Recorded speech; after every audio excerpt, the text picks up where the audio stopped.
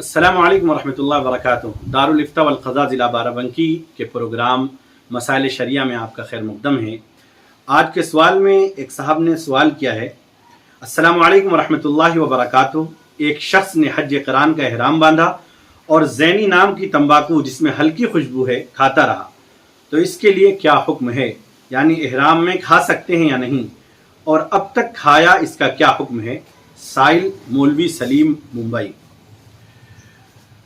वालेकुम अस्सलाम वरहमतुल्लाह। अल जवाब बिल्लाहि तौफीक। देखें, जो खाने पीने की अशिया होती है उसमें जो खुशबू का इस्तेमाल होता है वो थोड़ा होता है, यानी खाने वाली चीज़ों की मकदार जो है ज़्यादा और खुशबू की मकदार कम होती है।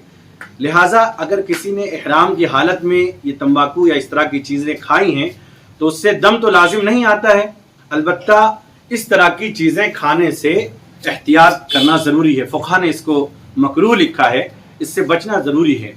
इस मसले की दलील के सिलसिले में मैं अपने एडिटर से कह दूँगा कि डिस्क्रिप्शन में डाल दें, आप वहाँ देख सकते हैं। आप अपने इस तरह के मसाइल हमारे दारुल इफ्ता वल क़ज़ा के पते पर मोबाइल और व्हाट्सएप नंबर पर भेज सकते हैं। अस्सलामु अलैकुम वरहमतुल्लाहि वबरकातुहू।